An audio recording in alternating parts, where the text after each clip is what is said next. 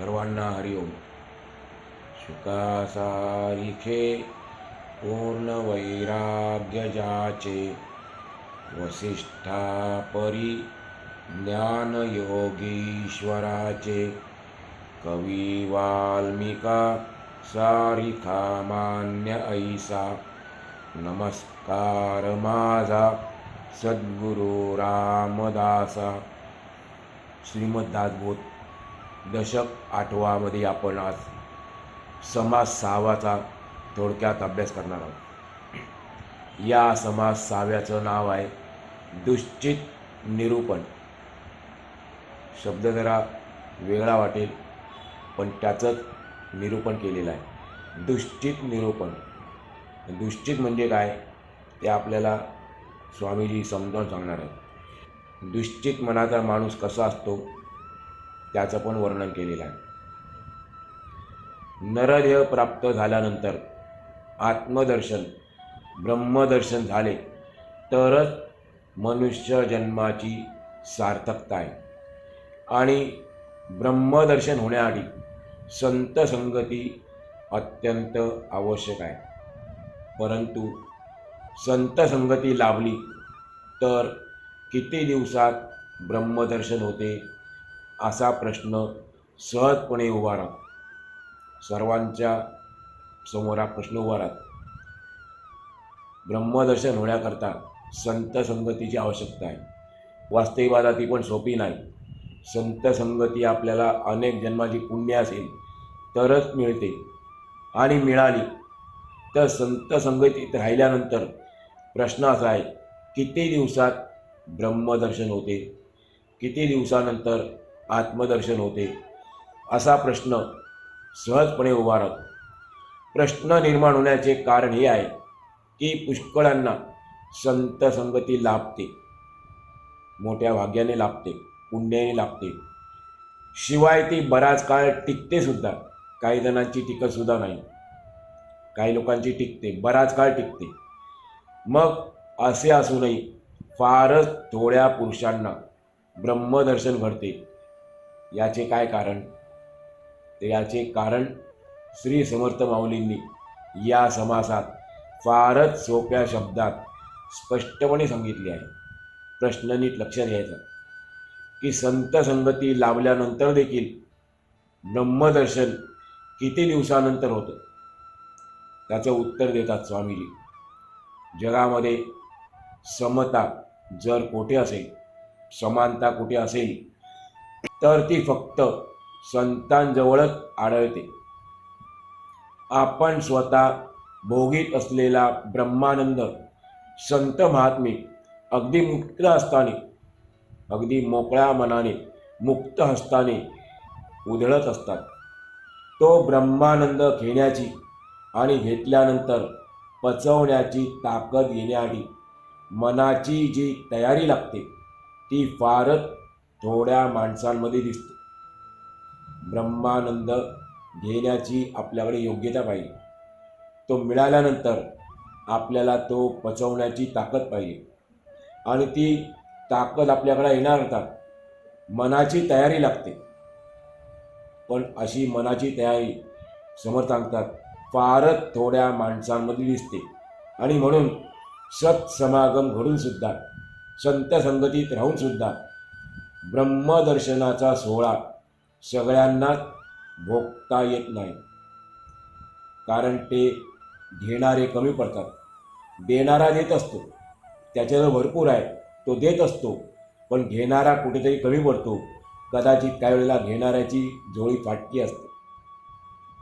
ब्रह्मदर्शनाचा सोहळा संत समागम घडून देखील सगळ्यांना भोगता येत नाही. मग ती तयारी कोणती? मनाची तयारी करायला पाहिजे. मग ती तयारी कोणती याबद्दल बृहदारण्यक उपनिषदामध्ये याज्ञवल्क्य ऋषी जनक राजाला सांगतात की आत्मा कसा आहे हे समजून जो मनाने शांत होतो, म्हणजे ज्याला आत्म्याची ओळख झालेली आहे आणि तो शांत झालेला आहे मनाने, जो इंद्रिय संयमन करतो, इंद्रियांवर नियंत्रण ठेवतो, जो अंतर्मुख होतो, जो सहनशील बनतो आणि जो एकाग्रचित्त होतो त्याला स्वतःच्या अंतर्यामी आत्मदर्शन होते. आत्मदर्शन, ब्रह्मदर्शन हे बाहेरच्या जगात होणार नाही आहे. त्याच्याकरता आपल्याला अंतर्यामीच डोकावून पाहायला लागेल आणि ते अंतर्यामीच होत असतं. आत्मदर्शन, ब्रह्मदर्शन होण्यासाठी माणूस मोठा एकाग्रचित्त आणि प्रयत्नशील असावा लागतो. याच्या उलट जो एकाग्रचित्त नसतो तो व्यग्रचित्त असतो. व्यग्रचित्त म्हणजे त्याचं चित्त एका ठिकाणी कधी राहत नाही, तो एकाग्र होऊ शकत नाही, त्याला म्हणायचं व्यग्रचित्त. जो एकाग्रचित्त नसतो तो व्यग्रचित्त असतो. या व्यग्रचित्त असलेल्या माणसाला स्वामीजी दुश्चित मनुष्य असे नाव देतात, किंवा या गुणाचं नाव आहे दुश्चितपणा.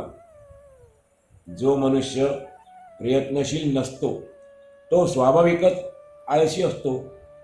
तात्पर्य, परमार्थ करणारा मनुष्य एकाग्र अवधान असणारा, इंद्रियांना सदैव ताब्यात ठेवणारा आणि आळस व निद्रा यांच्यापासून दूर राहणारा पाहिजे.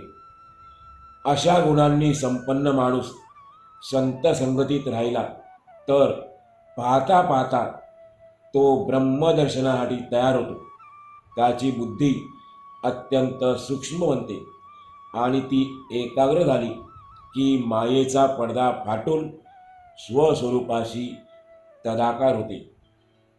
परमात्मा आणि आपल्यामध्ये हा मायेचा पडदा आहे, तो एकदा फाटला, तो एकदा दूर झाला, बाजूला सरला की मग आपल्याला परमात्म्याचं दर्शन होतं. पण हा मायेचा पडदा दूर करण्याचं काम संतच करू शकतात, इतरांमध्ये ती शक्ती नाही. श्रोता वक्त्याला विनंती करतो की आपण सत्संगाचा महिमा सदैव सांगता, तर आता सत्संग लावला असता किती दिवसात मोक्ष प्राप्त होतो ते सांगावे. कारण आपल्याला जराही धीर नसतो, थोडंही आपल्याला संयम नसतो. आपल्याला बी पेरलं तर लगेच झाड उगवलेलं पाहिजे. मग तसं संत संगती केली मग आम्हाला किती दिवसात ब्रह्मदर्शन होणार, किती दिवसात आम्हाला मोक्ष प्राप्त होणार. श्रोता आहे त्याला स्वातंत्र्य आहे, तो प्रश्न विचारू शकतो. त्याने तो प्रश्न विचारला, आपण कृपामूर्ती आहात, मी दीन आहे, अनाथ आहे, मला वरील प्रश्नाचे उत्तर सांगावे. तेव्हा श्रोत्याने विचारलेल्या प्रश्नाला वक्ता उत्तर देताना म्हणतो की सत्पुरुष जो उपदेश करतो त्या वचनांवर संपूर्ण श्रद्धा विश्वास ठेवला तर ताबडतोब आत्मज्ञान होऊन मुक्ती लाभते. सद्गुरूंच्या वचनावर विश्वास ठेवला, श्रद्धा ठेवली तर आपल्याला ताबडतोब आत्मज्ञान होते आणि मुक्ती प्राप्त होते. पण दुश्चितपणामुळे आपली फार हानी होते, नुकसान होते. सत्पुरुषांच्या वचनांवर विश्वास न बसणे, श्रद्धा न बसणे हा दुश्चितपणाचाच एक परिणाम आहे. तेव्हा चाणाक्ष श्रोता, चतुर श्रोता आणखीन एक प्रश्न विचारतो की मन सुचित्त असते, पण एकाएकी ते दुश्चित होते. सुचित्त मन अचानक दुश्चित होते, मग दुश्चित झालेले मन अशांत होते. त्या अशांत मनाला शांत कसे करावे, एकाग्र चित्त कसे व्हावे ते आपण मला सांगावे. यावर वक्ता एक उपाय सांगतो. निरनिराळ्या वस्तूंकडे व विषयांकडे आपले मन ओढले जाते. सर्वांना अनुभव आहे, या जगामध्ये जे ज्या वस्तू आहेत, जे जे विषय आहेत, त्या विषयाकडे आपले मन ओढले जाते. बहिर्मुख आहे आपलं मन. मग अशा त्या मनाला प्रथम प्रयत्नपूर्वक आवरावे. असं ते आवरलं जाणार नाही, खूप चंचल आहे. नावरे आवरीला. समोर सांगतात, अचपळ मन माझे नावरे आवरीला. चंचल मन कृष्ण प्रमाती बलडुरम. असं मन आहे, त्याला प्रयत्नपूर्वक आवरावे. नंतर खऱ्या आवडीने श्रवण करायला बसावे. श्रवण करण्यापूर्वी आपल्याकडे हा गुण पाहिजे, आपल्यामध्ये आवड पाहिजे. जे आपण ऐकणार आहे, जे वचन आपण ऐकणार आहे ते ऐकण्यासाठी आपल्या मनात आवड पाहिजे. आवड नसेल तर ऐकून उपयोग नाही. समर्थ सांगतात, खऱ्या आवडीने श्रवण करायला बसावे. वेळ वाया जाणार नाही ना, याबाबत सावध असावे. श्रवण पण कुठलं करायचं की जेणेकरून आपला वेळ सत्कारणी लागेल, योग्य कारणी लागेल, वाया जाणार नाही ना, याबाबत आपण सावध असावे. आणि अशा रीतीने आपला आयुष्यातला काळ सार्थकी लावावा. आपण ज्या ग्रंथाचे श्रवण करतो त्यातील अर्थ सिद्धांत योग्य रीतीने बरोबर शोधून काढावे आणि आपल्या बुद्धीमध्ये साठवावे. पहिली क्रिया होऊ शकते. दुसरी महत्त्वाची आहे, ग्रंथातील अर्थ सिद्धांत शोधून काढावे आणि पुढे महत्त्वाचं आहे, आपल्या बुद्धीमध्ये साठवावे. मनाची तन्मयता किंवा एकाग्रता बिघडून चित्त व्यग्र झाले, आपले लक्ष भलतीकडे गेले, विषयांवर गेले, तरी फिरून पुन्हा श्रवणाकडे आणावे. असं होतं, आपलं मनाची तन्मयता बिघडून जाते, एकाग्रता बिघडायला वेळ लागत नाही. मग अशा वेळेला आपण आपलं जे मन विचलित झालेलं आहे त्याला पुन्हा जबरदस्ती श्रवणाकडे घेऊन यावे आणि श्रवण करावे. ग्रंथामधील अर्थ बुद्धीमध्ये न साठवता जो उगीच श्रवण करायचे म्हणून करतो तो खरा श्रोताच नाही. मनुष्य रूपात असलेला तो पाषाणच आहे, दगड आहे, असे समर्थ म्हणतात. जो मनुष्य उगीच श्रवण करतो, काहीतरी श्रवण करतो, ग्रंथाचा अर्थ लक्ष घेत नाही, बुद्धीमध्ये साठवत नाही, असा मनुष्य समर्थांच्या दृष्टीने मनुष्य असूनही तो पाषाणच आहे असे समजावे. पाषाण म्हणतो म्हणून श्रोत्यांना वाईट वाटेल, पण पाषाणाचे लक्षण सांगतो ते ऐका. समजा एखादा वाकडा तिकडा फोडलेला दगड आहे, त्याला टाकीचे घाव घालून नीट केला आणि पुन्हा जर तो बघितला तर तो अगदी जसाच्या तसाच राहतो.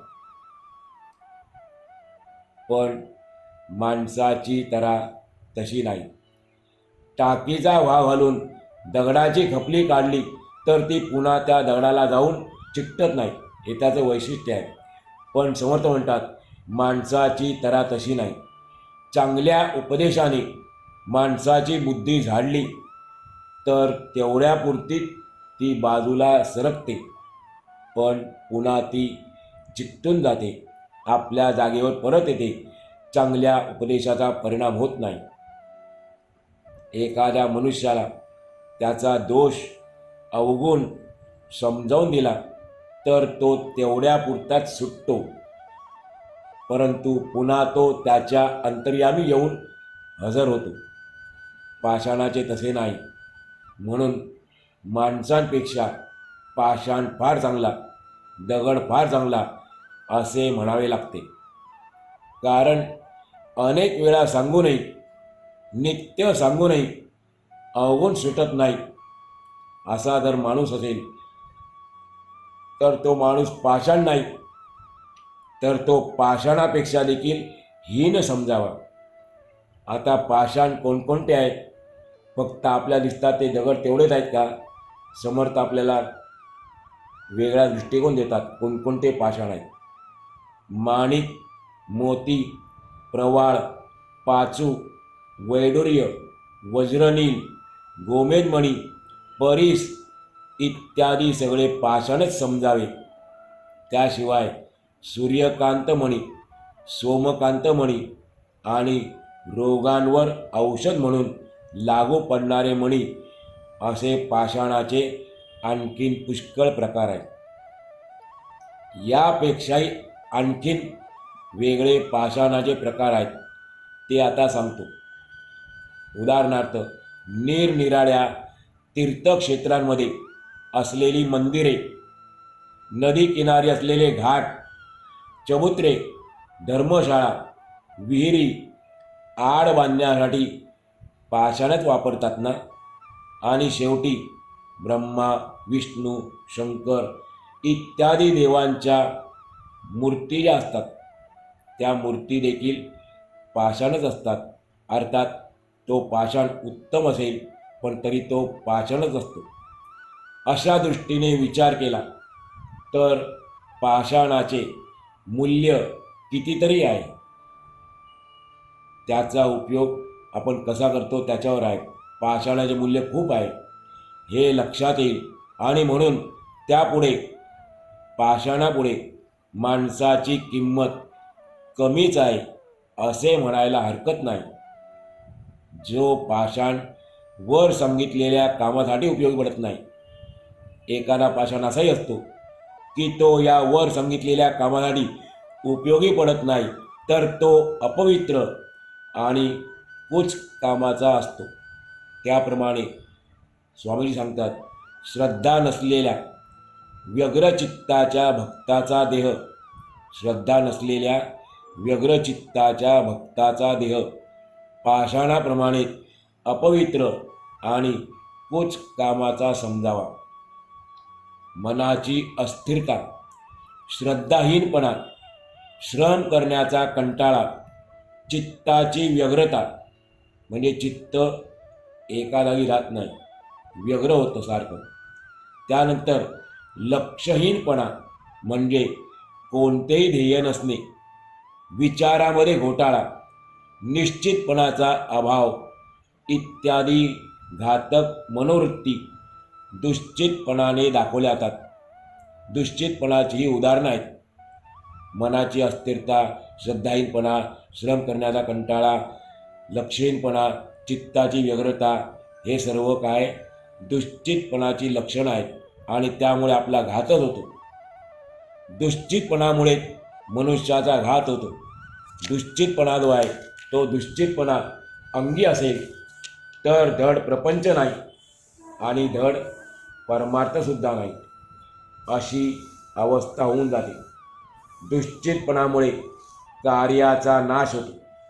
सदैव काळजी लागून राहते, चिंता लागून राहते, कोणत्या ना कोणती गोष्टीची तरी चिंता लागून राहते आणि कोणत्याही गोष्टीचे धड स्मरण राहत नाही, नीट स्मरण राहत नाही. आणि अशी वेळ येते की जीवन नकोसे वाटते, ते शत्रूसारखे ताप देते, जन्ममरण पाठीस लागते. अशा रीतीने सर्व दृष्टीने दुश्चित माणसाचे नुकसान होते. दुश्चितपणामुळे आणखी काय घात होतो? समर्थ पुढे सांगतात, दुश्चितपणामुळे आपली साधना योग्य रीतीने घडत नाही, भजन होत नाही, साधकांना आत्मज्ञानाची प्राप्ती होत नाही, मनाचा एक निश्चय होत नाही. काय करू काय नको हा एक निश्चय होऊ शकत नाही. दुश्चितपणामुळे कोणत्याही कार्यामध्ये यश प्राप्ती होत नाही. इतकेच नव्हे तर त्यामुळे आत्महिताचा सुद्धा क्षय होतो. आपण मनुष्य जन्माला आलेलो आहे, आपण आपलं हित करून घ्यायला पाहिजे ही भावना नसते आणि असली तर त्याचा क्षय होतो. दुश्चितपणामुळे नीट श्रवण होत नाही. मन चंचल असेल तर श्रवण योग्य कसं होणार? श्रवण केलेल्या विषयाचे नीट विवरण करता येत नाही आणि म्हणून श्रवण केलेला परमार्थ बुद्धीमध्ये साठवून ठेवता येत नाही. दुश्चित ज्याचं मन झालेलं आहे त्याला परमार्थ बुद्धीमध्ये साठवून ठेवता येत नाही. दुश्चित माणूस एका जागी बसलेला दिसतो खरा, पण तो तेथे असूनही नसल्यासारखाच असतो, कारण त्याचं मनच तिकडे नसतं. त्याचे मन चंचलपणे हजार वेळा विषयांमध्ये चक्रा मारीत असते. शरीराने तो दिसतो समोर, परंतु मनाने तो सगळीकडे फिरत असतो, विषयांमध्ये चक्रा मारीत असतो. एखाद्या वेड्याचा, पिशाच्य बाधा झालेल्या माणसाचा किंवा आंधळ्या पांगळ्या मुक्या आणि बहिऱ्या माणसाचा संसार हा काहीतरीच असतो. त्या संसारात काही कळा नसते. दुश्चित माणूस लक्ष देतो असे दिसते, पण त्याचे लक्षच नसते. ऐकतो आहे असे वाटते, पण त्याला आकलन होत नसते. तसे ज्ञान आहे, दुश्चित माणसाजवळ ज्ञान आहे असे आपल्याला दिसते, पण खरे काय व खोटे काय हे त्याला निश्चितपणे समजत नसते. समर्थ माऊली सांगतात, दुश्चितपणा म्हणजे अशांत, अस्थिर, अश्रद्ध आणि अनिश्चित चित्त होय. ज्याचं मन अशांत आहे, अस्थिर आहे, जो अश्रद्धा आहे म्हणजे ज्याच्या मनात श्रद्धा नाही, ज्याला निश्चित कोणतीही गोष्ट करता येत नाही, त्याला समजायचं की तो दुश्चित माणूस आहे. दुश्चितपणामुळे मनुष्याचे केवढे नुकसान होते व त्यामध्ये आळसाची भर पडली की मग आयुष्यच वाया जातं. दुश्चितपणामध्ये आळसाची भर पडली की मग आयुष्य वाया जाते. श्री समर्थांना असा दुश्चित माणूस म्हणजे आळशी माणूस अगदी मनापासून आवडत नाही. ते म्हणतात, जो माणूस असा दुश्चित आहे आणि शिवाय आळशीसुद्धा आहे त्याच्याविषयी तर बोलूच नका. जो सदा सर्व काळ आळसाने आपले आयुष्य घालवतो त्याला परमार्थ साधणे अगदीच अशक्य आहे. आळसाने मनुष्याला फार नुकसान होते, मनुष्याचा घात होतो. समजा एखादा माणूस दुश्चितपणाचा तडाख्यातून सुटला, बाहेर पडला, तर आळस त्याला ताबडतोब ग्रासून टाकतो आणि मग तो आळसाच्या इतका आहारी जातो की त्याला आळसापायी तो काहीच करत नाही. आळसाच्या इतका आहारी जातो की तो आळसापायी काहीच करत नाही. आळसामुळे जणू काही त्याला काही करण्यासाठी फुरसतच मिळत नाही. आळसामुळे माणसाच्या विचारांची वाट लागू शकते, विचारांना योग्य वाट मिळत नाही. आचार धर्म बुडतो आणि काही केल्या त्याने प्रयत्न करूनही त्याचे पाठांतर होत नाही. आळशी माणसाचे दुश्चितपणामध्ये आळस भरल्यानंतर अशा रीतीने नुकसान होतं, मनुष्यजन्म वायाला जातो. आणखीन काय काय होतं, कोणकोणतं नुकसान होतं याचं वर्णन समर्थ करतात आहेत. पण राहिलेला भाग जो आहे तो आपण पुढच्या वाद ऐकणार आहोत. आज आपण या ठिकाणी आजचा पूर्ण करूया.